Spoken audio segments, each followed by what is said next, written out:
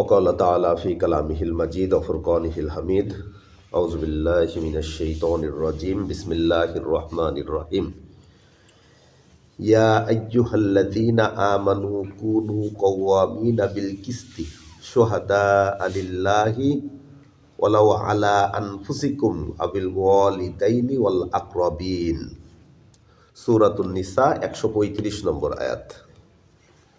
وقال تعالى في آية الأخرى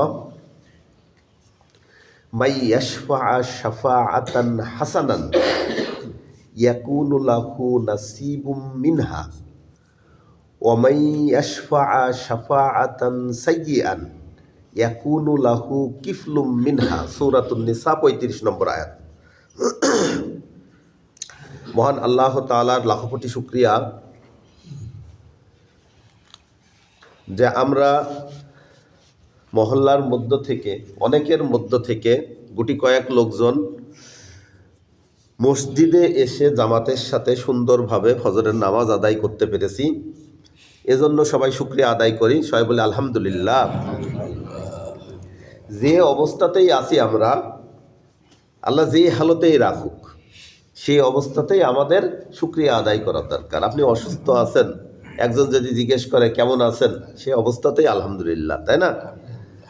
সকল ক্ষেত্রে আমাদেরকে ইসলামী হুকুমত বা ইসলাম যেটা বলেছে সেটা মানতে আমরা বাধ্য, তাই না?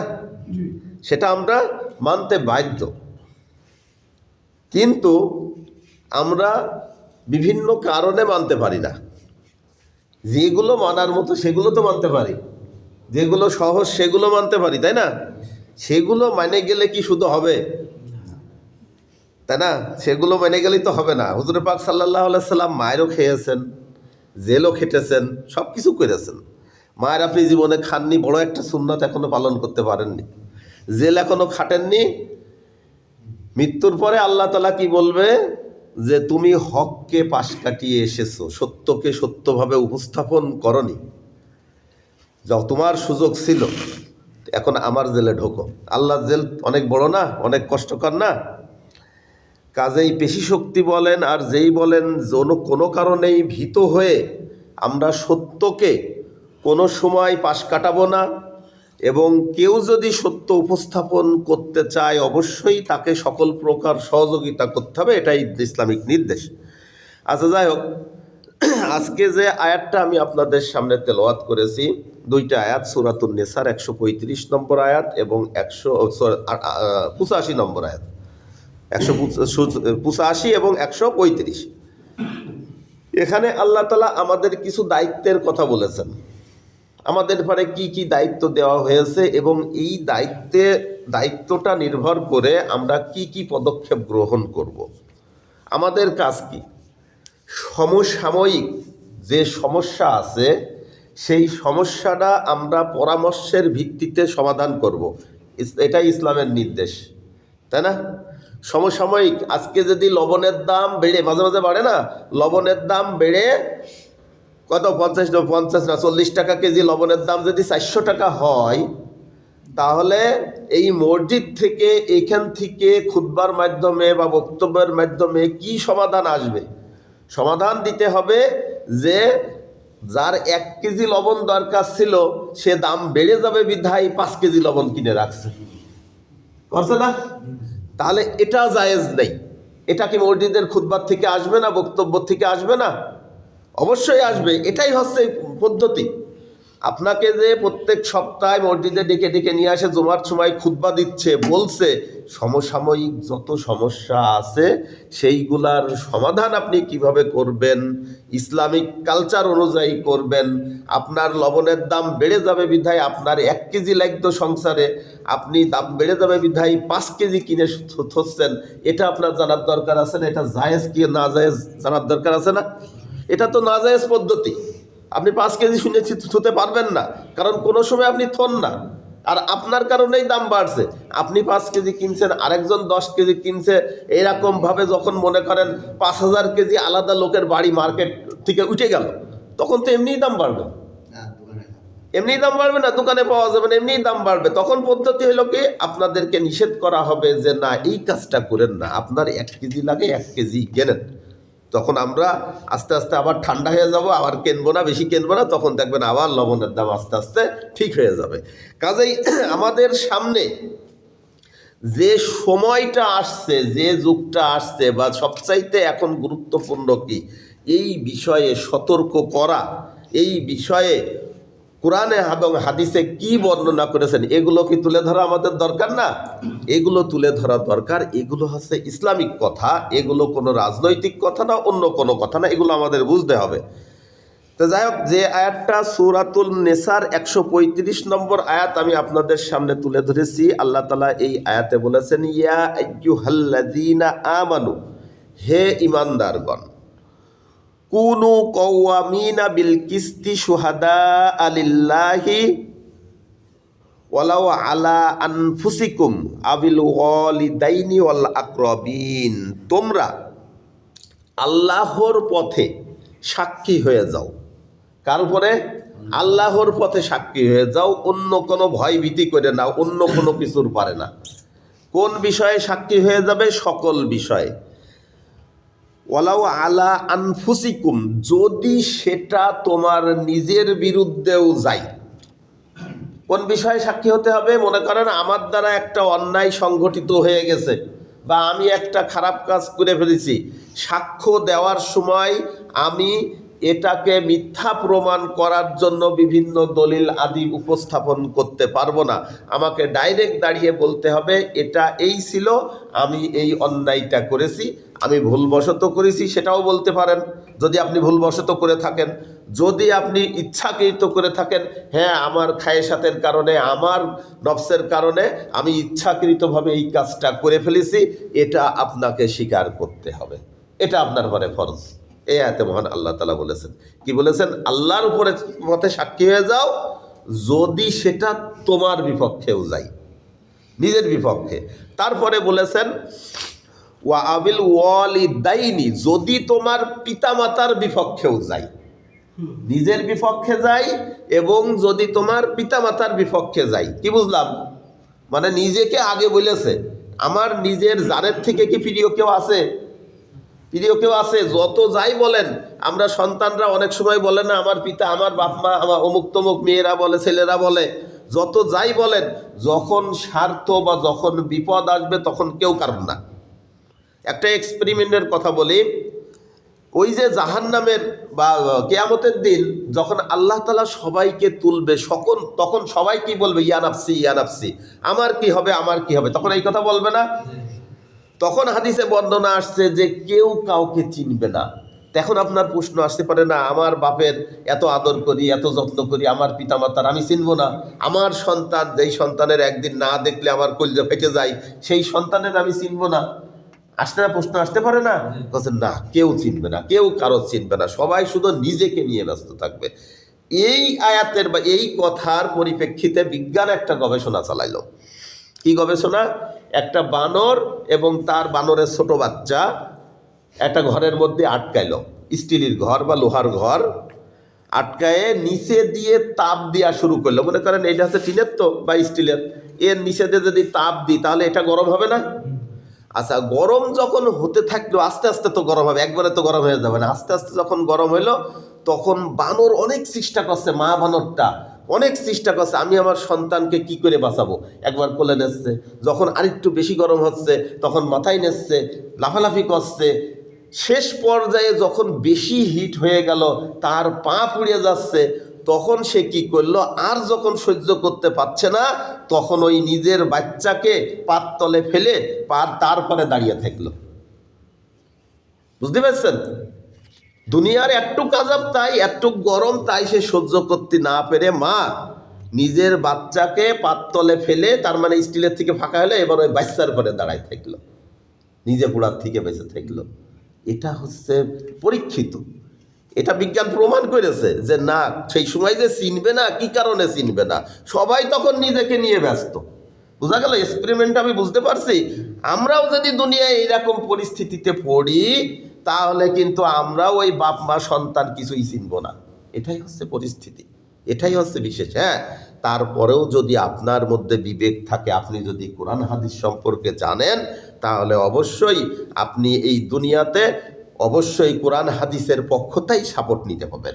এখানে আল্লাহ তাআলা সেই কথা বলেছেন, হে ঈমানদারগণ, তোমরা আল্লাহর পথে সাক্ষী হয়ে যাও, অন্য কোনো ভয় ভীতি শয়তানি কোনো ধোঁকা কোনো কিছু না, শুধুমাত্র আল্লাহর পথে সাক্ষী হয়ে যাও। এমন কি সেটা যদি তোমার নিজের পক্ষে যায়, নিজের বিপক্ষে যায় তাহলেও, এমনকি তোমার পিতামাতার বিপক্ষেও যায়, তাও তোমাকে সত্য সাক্ষী দিতে হবে। অল আকরবিন, তারপরে বলছে তো অল আকরবিন, এবং তোমার আত্মীয় স্বজন পরিবার বর্গ যারা আছে, যে কারো বিরুদ্ধে যাক না কি জন্য, তোমাকে সত্যের পথে টিকে থাকতে হবে। বোঝা গেল? কি আয়াত বললাম? এখানে কি কোনো রাজনীতি আছে নাকি? এখানে তো সিম্পল কথা, তাই না? আল্লাহ তাআলা কি বলেছেন, যদি তোমরা আল্লাহর পথে থাকো, যদি কোনো মানে সাক্ষীটা আল্লাহর পথে সাক্ষী দাও, সেই সাক্ষীটা যদি তোমার বিপক্ষে যায়, তোমার পিতামাতার বিপক্ষে যায়, তোমার আত্মীয় স্বজন পরিবার বর্গ যা আছে, নেতা নেত্রী যা আছে, যে কারো বিপক্ষে যাক না কেন, তোমাকে সত্যের পথে থাকতে হবে। ক্লিয়ার হলাম বিষয়টা? আচ্ছা, এইবার দ্বিতীয় নম্বর আয়াত আমি যেটা পড়েছিলাম, সূরাতুন নেসার ৮৫ নম্বর আয়াত, এই আয়াতটা বলে আর একটু কথা বলে শেষ করে দেবো ইনশাল্লাহ। মহান আল্লাহ তাআলা সূরাতুন নেসার ৮৫ নম্বর আয়াতে বলেছেন, মাই ইয়াশফা শাফাআতান হাসানাতান ইয়াকুল্লাহু নাসিবুম মিনহা ওয়া মাই ইয়াশফা শাফাআতান সাইয়্যাতান ইয়াকুল্লাহু কিফলুম মিনহা। ওই যে একটা হাদিস আমরা পড়ি না, মহান নবী হুজুর পাক সাল্লাল্লাহু আলাইহি সাল্লাম বলেছেন, মৃত্যুর পরে মানুষের ৩টে আমল জারি থাকবে। একটা হচ্ছে সদগায়ে জারিয়া, একটা হচ্ছে নেক সন্তান, আর একটা হচ্ছে সে যা ভালো শিক্ষা দিয়ে গেছে, এলমে দ্বীন শিক্ষা বিতরণ করে দিয়ে গেছে। এই হাদিসটার ব্যাখ্যা আমরা একটু ভুল করে থাকি, ভুল না, এই অনুযায়ী করে থাকি, কিন্তু ব্যাখ্যাটা দেওয়ার দরকার ছিল আপনার বাস্তব জীবনের সাথে। আমরাই হুজুররা একটু যদি সতর্ক হই, তাহলে জিনিসটা আমাদের বলার দরকার ছিল কি, আপনি জীবিত থাকেন, আপনি মৃত হন, যে অবস্থায় হন না কি জন্য, এই যে সদগায়ে জারিয়া ৩টা, এটা মৃত্যুর পরে না, মৃত্যুর পরে তো যাবেই, জীবিত থাকা অবস্থায়ও যাবে। কিন্তু আমরা জীবিত থাকার কথা বলি না। শুধুমাত্র আর একটা বিষয় আমরা খেয়াল করি, আমরা শুধু কি বলি, নেকিরটাই বলি, গুনারটা বলি না। কোনোদিন কোনো হুজুর মুখে শোনেন যে আপনি একটা গুনার কাজ সমাজে চালু করে থুয়ে গেছেন, সেই গুনার কাজ যতদিন চলতে থাকবে সেটা আপনি কিয়ামতের দিন বা কবরে বসে সদগায়ে জারিয়া হিসেবে পেতে থাকবেন? গুনার কথা বলতে চাই না, তাই না? সওয়াবের কথা আমরা ঠিকই বলি, অর্থাৎ ফজিলত নিয়ে আমরা খুব ব্যস্ত।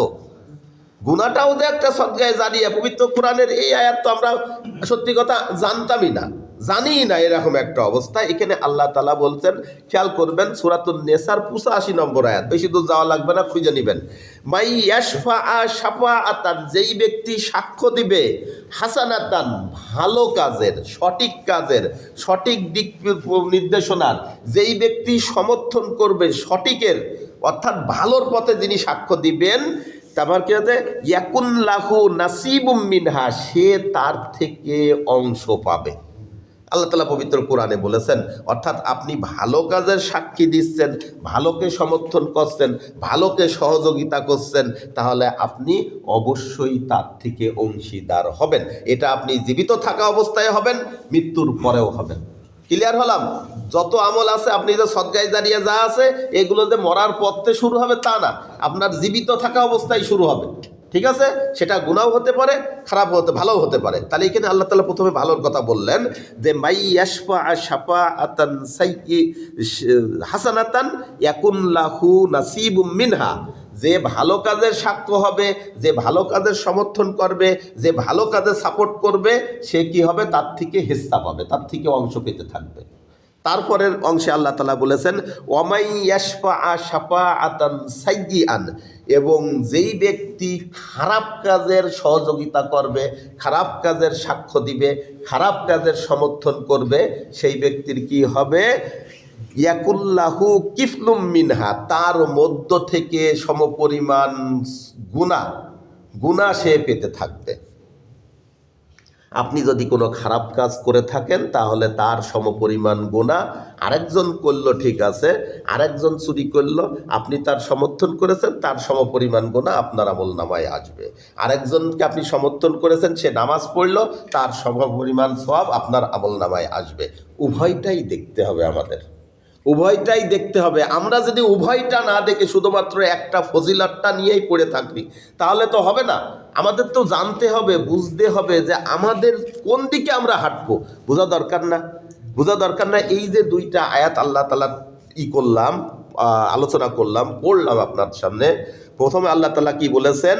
যদি তোমরা সাক্ষী হয়ে যাও আল্লাহর পথে, যেটা তোমার বিপক্ষে যদি যাই তারপরেও সাক্ষী হয়ে যাও, তোমার পিতামাতার বিপক্ষে গেলেও হও, তোমার পরিবার বর্গ আহল বর্গ যা আছে, যত লোক আছে, নেতা নেত্রী প্রিয় যত আছে, সবার বিপক্ষে গেলেও তুমি সত্যের পথে থাকো। ঠিক আছে? কারণ এই সাক্ষীটা যখন তুমি দিবা, এই সমর্থনটা যখন তুমি দিবা, যদি তুমি ভালোর পথে সাক্ষ্য দাও, ভালোর পথে সমর্থন দাও, তাহলে কি হবে? এর থেকে সওয়াব তুমি পেতে থাকবা। আর যদি তুমি খারাপের পথে সমর্থন করো, খারাপের পথে পক্ষে দাঁড়াও, কোনো প্রকার হেল্প করো, সাহায্য করো, তাহলে তার সমপরিমাণ গুনাহ তোমার আমলনামায় যেতে থাকবে। এটা গুনার ক্ষেত্রেও, সওয়াবের ক্ষেত্রেও, উভয় ক্ষেত্রেও। আপনার একটা কথার দ্বারাই যদি কেউ খারাপ পথে উদ্বুদ্ধ হয়, খারাপ কাজে উদ্বুদ্ধ হয়, এই যে আমরা মসজিদে বাচ্চারা আসে, আমরা নিষেধ করি কী জন্যে? কেউ বকবেন না, কী জন্যে নিষেধ করি? কারণ আজকে যে বাচ্চাটা আসছে মসজিদে, আপনার ধমক খাইয়ে ও আর ভবিষ্যতে মসজিদে নাও আসতে পারে। তাহলে ও যতকাল নামাজ না পড়বে তার সমপরিমাণ গুনাহ আপনার আমলনামায়ও লিখিত হতে থাকবে। বুঝেছেন কারণটা কি? এখানে পবিত্র কোরআনে আল্লাহ তাআলা নির্দিষ্টভাবে বলে দিয়েছে। সূরাতুন নিসার 85 নম্বর আয়াত। এই আয়াত শুনেছেন কোনোদিন? এর আগে কোনোদিন শুনেছেন? বলেন দেখি। হাদিস শুনেছেন শুধু 3টে সদকায়ে জারিয়া থাকবে, মৃত্যুর পথে জারি হবে, এটা শুনেছেন। কিন্তু বর্তমানে জীবিত থাকা অবস্থায় তো বেঁচে থাকবে, তা কোরআনের আয়াত রয়েছে, এটা আমরা বলি না। কাজেই আমরা যে কাজগুলো করব, আমার দ্বারা যদি কোনো খারাপ কাজ শুরু হয় তাহলে সেটার গুনাহ আমাদের আমলনামায় আসবে। হ্যাঁ, ভালো কাজ যদি হয় অবশ্যই ভালোও আসতে থাকবে। এটা জীবিত অবস্থায় আসবে, মৃত অবস্থায় আসবে। ক্লিয়ার হলাম? তাহলে এখন আমার সামনে যে পদ্ধতিটা আসছে, যে সময়টা আছে, খুব সংক্ষিপ্ত আকারে ছেড়ে দেব, যে আমার সামনে কি আসছে এখন। আমরা এখন আমাদের পরিচালনা করার জন্য আমরা নেতা নির্বাচন করব, তাই না? এখন আমরা কোরআন হাদিসের রাস্তা আপনাদের দেখাই দিব, আপনি কোথায় কি করবেন সেটা আপনার বিষয়। তাহলে এই যে আমার যে নেতা হবে, সে যখন সাক্ষ্য দিতে যাবে, সে যখন কোনো জায়গায় দাঁড়াবে, তাকে সত্যবাদী হতে হবে। আমাদের নেতার চরিত্র ফুলের মতো পবিত্র, ন্যায়, নিষ্ঠাবান, আমরা তো বলি, সব দলই তো বলে। তা আমি যদি এখান থেকে কোরআন হাদিস থেকে বলি, তার সমস্যাটা কি? সেটাই আমি বলে দিচ্ছি আপনাদের। আপনারা কাকে সমর্থন করবেন আপনাদের বিবেক দিয়ে আপনারা চিন্তা ভাবনা করবেন এখানে। তাহলে তার আল্লাহ ভীতি হতে হবে। সর্বপ্রথম কি হতে হবে? আল্লাহর ভয় তার অন্তরে থাকতে হবে। তা না হলে আপনার নেতা আপনাকে সঠিকভাবে পরিচালনা করতে পারবে না। তার কাছে যে অর্থ সম্পদ আসবে, যদি সে আল্লাহকে ভয় না করে, তাহলে সে সঠিকভাবে বন্টন করতে পারবে না। সে লুটতরাজ করবে, সে দখলদারি করবে, সে মেরে খাবে, সে হাজার হাজার কোটি টাকা বানাবে। এটা স্বাভাবিক বিষয়, কারণ তার মধ্যে আল্লাহর ভয় নাই, তাই না? তার মধ্যে আল্লাহর ভয় থাকতে হবে, ন্যায় বিচার থাকতে হবে। তাহলে যে নেতা হবে তার মধ্যে ন্যায় বিচার থাকতে হবে। অর্থাৎ তার যদি নেতা বিচার করতে বসলাম, আমি এখানে বিচার করতে বইছি, অথচ আমি নিজে দোষী, তাহলে সেই নেতার যোগ্যতা থাকতে হবে, নেতার সৎসাহস থাকতে হবে যে এই যে কাজ হয়েছে, এই কাজের মধ্যে আমিও জড়িত। নেতার বলতে হবে, এইরকম নেতা আমাদের চয়েস করতে হবে। হ্যাঁ, আজকে ক্লিয়ার করে দিচ্ছে আপনাদেরকে, এমন কোনো নেতা যদি আপনি কোনো দলের মধ্যে না পান, কোনো ইসলামিক দলের মধ্যেও না পান, আপনার ভোট দেওয়া জায়েজ নেই, আপনার সমর্থন দেওয়া জায়েজ নেই। কোনো ইসলামিক দলের নেতাও যদি তার চরিত্র যদি ঠিক না থাকে, সে যদি দখলদারির সাথে যুক্ত থাকে, সে যদি মানি লন্ডারিংয়ের সাথে যুক্ত থাকে, তাহলে সে যদি সকল প্রকার খারাপ কাজের সাথে যুক্ত থাকে, সে যদি অর্থ সাথে যুক্ত থাকে, আল্লাহ ভীরুর সাথে যদি যুক্ত না থাকে, আল্লাহ ভীতি যদি তার মধ্যে না থাকে, ওই রকম ইসলামিক নেতাকেও ভোট দেওয়া জায়েজ নেই। ক্লিয়ার? এটা ইসলামিক পন্থা, এটা ইসলামিক পন্থা। দুই দিকই আপনার দেখালাম, একটা খারাপ দিক, একটা ভালো দিক। নেতা নির্বাচনের ক্ষেত্রে আপনি ভালো দিক যাবেন কি আপনি খারাপ দিক যাবেন, সেটা আপনার বিষয়। ঠিক আছে, এটা ইসলামিক দায়িত্ব, এটাই মসজিদ থেকে প্রচার হওয়ার দরকার, এটাই কোরআন হাদিসের কথা যে যে নেতা হবে তার আদল ইনসাফ থাকতে হবে। নিজের বিপক্ষে গেলেও, নিজের পিতামাতার বিপক্ষে গেলেও, নিজের পরিবার বিপক্ষে গেলেও তাকে সত্য সাক্ষী দিতে হবে এবং ভয় করতে হবে যে আমি যে সাক্ষ্য দিচ্ছি, আমি যাই করছি, যদি আমি ভালো করি তাহলে ভালোর অংশ আমি সওয়াব পেতে থাকবো, এবং আমি যদি খারাপ করি তাহলে খারাপের পাপও আমি পেতে থাকবো। ক্লিয়ার হলাম? এটুকু আজকে আমার আলোচনা, যে নেতা নির্বাচন করতে গেলে আপনারা কেমন নেতা নির্বাচন করবেন। এটা কোরআন হাদিসের বিপক্ষে। আপনি 5টা হাফেজ নির্বাচন করতে গেলে, মসজিদের জন্য একটা ইমাম নির্বাচন করতে গেলে আমরা সব কিছু দেখি, অথচ আমাদের সমাজের নেতা নির্বাচন করতে গেলে আমরা সেই বাজারে যে সেই পচা পটলটাই যদি কিনি তাহলে কি অবস্থা হয়।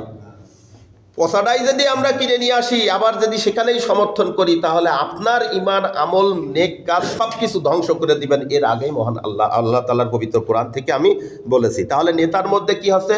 পরামর্শ ভিত্তিতে কাজ করতে হবে, ধৈর্য থাকতে হবে, আমানতদারিতা থাকতে হবে, যোগ্যতা থাকতে হবে। নিজেকে জাহির করার জন্য আমি এই করেছি, সেই করেছি, অমুক করেছি, তমুক করেছি, এটা প্রচার করা যাবে না, নেতারা করবে না। সঠিক যারা নেতারা তালিম দেবে, শিক্ষা দেবে, মানুষকে উপদেশ দেবে, সৎ পথের আদেশ দেবে এবং নিজেও ভালো হয়ে চলবে, এটাই হচ্ছে নেতার চরিত্র। তাহলে আজকের যে আলোচনা ছিল, আমরা নেতা চয়েস করতে গেলে কেমন নেতা চয়েস করব, কেমন আমাদের সমাজের প্রতি যিনি হবেন তিনি কেমন হবেন, এটাই আমাদের আলোচনা ছিল। ঠিক আছে, তিনি হবে আদল ইনসাফ প্রতিষ্ঠাকারী। যদি সাক্ষ্যটা নিজের বিপক্ষে যায় তাও তিনি নিজের বিপক্ষেই দেবেন, যদি পিতামাতার বিপক্ষে যায় তাও তিনি নিজের পিতামাতার বিপক্ষে সত্য সাক্ষী দিবেন, যার পক্ষেই যায় না কি জন্য। এমন লোক আমরা চয়েস করব, পারবো না আমরা? ইনশাআল্লাহ। এর বাইরে যদি আমরা যাই, কোরআন হাদিসের বিপক্ষে আমরা চলে যাব, তখন আমরা ধরা খেয়ে যাব মহান আল্লাহ তাআলার কাছে। ওই যে বললাম, সে যত হাজার হাজার কোটি টাকা লুট করবে, হাজার হাজার কোটি টাকা চুরি করবে, সকল কিছু আমার আমল নামায়ও সমপরিমাণ গুনাহ হিসেবে চলে আসবে। আবার যে যদি ভালো কাজ করে, হাজার হাজার কোটি টাকা যদি নিজেরটাও বিলিয়ে দেয়, সকল ভালো কাজ করে, সমপরিমাণ সওয়াব আমার আমল নামাও চলে আসবে। বোঝা গেল? ক্লিয়ার হলাম? ঠিক আছে, তাহলে এই পর্যন্ত আজকের আলোচনা। মহান আল্লাহ তাআলা আমাদেরকে সঠিকভাবে আমল করার তৌফিক দান করুক। একটা কথা মনে রাখতে হবে যে সবচাইতে বড় কি? আল্লাহ এবং আল্লাহর রসুল। আমরা মানি না? সবচাইতে বড় কি? আল্লাহ এবং আল্লাহর রসুল। আর আল্লাহ এবং আল্লাহর রসুলকে অনুসরণ করার জন্য আমাদেরকে কি দিয়েছে? একটা জীবন বিধান দিয়েছে। এই যে জীবন বিধান আল কোরআন, তাহলে এই আল কোরআন সবচাইতে বড়। এবং আরেকটা জীবন ব্যবস্থাটা কি হচ্ছে? সেটা হচ্ছে ইসলাম, যেটাকে আমরা ধর্ম বলি, আমাদের জীবন ব্যবস্থা। তাদের সবচাইতে বড় হচ্ছে আল কোরআন এবং সবচাইতে বড় হচ্ছে ইসলাম। মানলাম। এর বাইরে যদি আপনি যান, আমরা যদি যাই, তাহলে ইসলাম থেকে ছিটকে পড়ে যাব, তাহলে আর মুসলমানিত্ব আমাদের টিকে থাকবে না। ঠিক আছে, এই পর্যন্তই আলোচনা। দোয়া করে দিই, দুরূদ শরীফ পড়ি। আল্লাহুম্মা সাল্লি আলা মুহাম্মাদ ওয়া আলা আলি মুহাম্মাদ কামা সাল্লাইতা আলা ইব্রাহিম ওয়ালা আলি ইব্রাহিম ইন্নাকা হামিদুম মাজিদ। আল্লাহুম্মা বারিক আলা মুহাম্মাদ ওয়ালা আলি মুহাম্মাদ কামা বারাকতা আলা ইব্রাহিম ওয়ালা আলি ইব্রাহিম ইন্নাকা হামিদুম মাজিদ। আল্লাহুম্মা আমিন। রব্বানা আতিনা ফিদ দুনিয়া হাসানাতাও ওয়া ফিল আখিরাতি হাসানাতাও ওয়া কিনা আযাবান নার। ওয়া সাল্লাল্লাহু আলা খাইরি খালকিহি মুহাম্মাদি ওয়া আলা আলিহি ওয়া আসহাবিহি আজমাইন। রব্বিরহামহুমা কামা রব্বায়ানি সগীরা। ইহদিনাস সিরাতাল মুস্তাকিম। ইয়া রাব্বাল আলামিন। মাহিয়ান গরিয়ান আমরা কয়েকজন গুনাহগার বান্দা ফজরের নামাজ জামাতের সাথে আদায় করে তোমার পবিত্র কালামুল্লাহ থেকে কয়েকটি আয়াত তেলাওয়াত করে তার অর্থ করার চেষ্টা করেছি। আল্লাহ ইয়া রাব্বুল আলামিন, এর ভিতরে অনেক ভুল ভ্রান্তি থেকে গেছে। আল্লাহ, সেদিকে না তাকিয়ে তুমি আমাদের ফজরের নামাজকে কবুল করে নাও, আমাদের এই আলোচনাকে তুমি কবুল করে নাও। আল্লাহ ইয়া রাব্বুল আলামিন, আমরা যে কথাগুলো বললাম সমসাময়িক কথা, বর্তমান পরিস্থিতি নিয়ে কথা। ইয়া রাব্বুল আলামিন, তুমি আমাদের বিবেকটাকে জাগ্রত করে দাও, আমাদের মেধাকে তুমি জাগ্রত করে দাও, সেটা নিয়ে আমরা যেন কাজে লাগাতে পারি সেই তৌফিক দান করে দাও। সকল প্রকার কর্মকাণ্ডের সাথে যেন আমরা আমাদের মেধাকে যুক্ত করতে পারি সেই তৌফিক দান করে দাও। সকল প্রকার কাজ করার ক্ষেত্রে আমরা যেন কোরআন এবং হাদিসকে সামনে রেখে অগ্রসর হতে পারি সেই তৌফিক দান করে দাও। ইয়া রাব্বুল আলামিন, কোরআনটাই হচ্ছে সবচাইতে বড় তোমার দেওয়া বাণী। ইয়া রাব্বুল আলামিন, ইসলাম তোমার দেওয়া জীবন ব্যবস্থা ইয়া রাব্বুল আলামিন, এর বাইরে আমরা যেতে চাই না। কোরআন হাদিস মোতাবেক আমরা চলতে চাই, আমরা সেই পথেই যেন টিকে থাকতে পারি, সেই তৌফিক দান করে দাও। যত প্রকার পেশি শক্তি আসুক আর যত প্রকার খারাপ বাধা আসুক না কেন ইয়া রাব্বুল আলামিন, আমরা যেন তোমার পথ থেকে বিচ্যুত হয়ে অন্য পথে ঘুরে না যাই, সেই তৌফিক দান করে দাও ইয়া রাব্বুল আলামিন। আমরা যেন আমাদের সমাজপতিকে সঠিকভাবে চিহ্নিত করতে পারি, সেই তৌফিক দান করে দাও। তোমার কাছে আমাদের অনুরোধ, তোমার কাছে আমাদের দাবি ইয়া রাব্বুল আলামিন, তুমি আমাদের পারে এমন নেতা নির্বাচন করে দাও যেই নেতা সঠিক এবং সুন্দরভাবে সমাজটাকে পরিচালনা করতে পারে, আদল এবং ইনসাফের সাথে সমাজটাকে পরিচালনা করতে পারে, যেই নেতার সম্পর্ক মানুষের থেকে তোমার কাছে সবচাইতে বেশি, তোমার ইবাদতে যে মগ্ন থাকে ইয়া রাব্বুল আলামিন। নিজের দোষ হোক, নিজের পিতামাতার দোষ হোক, নিজের পরিবার বর্গের দোষ হোক, আত্মীয় স্বজনের দোষ হোক, যার দোষ হোক না কেন ইয়া রাব্বুল আলামিন, সঠিকটা সঠিকভাবে উপস্থাপন করতে পারে এমন নেতা তুমি আমাদের উপরে দিয়ে দাও ইয়া রাব্বুল আলামিন। আমরা তো অক্ষম, আমরা জানি না ইয়া রাব্বুল আলামিন, আমরা জানি না কিভাবে আমরা কর্ম পরিকল্পনা করব ইয়া রাব্বুল আলামিন। পেশি শক্তির কারণে আমরা বিভিন্ন রকম ভয় ভীতির মধ্যে রয়েছি ইয়া রাব্বুল আলামিন। সকল পেশি শক্তি, সকল প্রকার ভয় ভীতিকে উপেক্ষা করে আমরা যেন তোমার দিনকে প্রতিষ্ঠা করতে পারি, সেই তৌফিক দান করে দাও ইয়া রাব্বুল আলামিন। দিন প্রতিষ্ঠার পথে তো অনেক কাটা বিছানো আল্লাহ, অনেক কিছু বিছানো, অনেক কষ্টকর আল্লাহ। আমরা সেদিকে যেতে গেলেই বিভিন্ন রকম ভয় ভীতি আমাদেরকে বাধা দেয় ইয়া রাব্বুল আলামিন। কোনো প্রকার ভয় ভীতিকে আমরা যেন ভয় না পেয়ে ভয় পেয়ে চুপ করে না থাকি, সেই তৌফিক দান করে দাও। সকল প্রকার ভয় ভীতি আমরা যেন উপেক্ষা করে সামনে অগ্রসর হতে পারি, সেই তৌফিক দান করে দাও।